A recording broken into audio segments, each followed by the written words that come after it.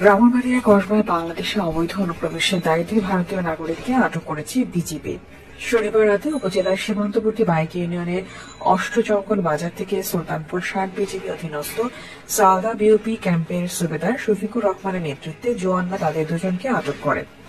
আটককৃতরা হল ভারতের সিপাহীজলা জেলার কলমছড়া থানার গৌরাঙ্গনা গ্রামের ওহিদ মিয়া ছেলে রাজু আহমেদ ও মৃত নায়েব আলীর ছেলে সোহাগ মিয়া। রোববার দুপুরে তাদেরকে কসবা থানায় সোপর্দ করে অবৈধ অনুপ্রবেশ আইনে মামলা দিয়েছে বিজিবি। বিজিবির প্রেস বিজ্ঞপ্তি সূত্রে জানা যায়, কসবা উপজেলার সীমান্তবর্তী বাইক ইউনিয়নের গৌরাঙ্গলা গ্রামের ভারত অংশের বাসিন্দা রাজু আহমেদ ও সোহাগ মিয়া চোরাচালানে জড়িত।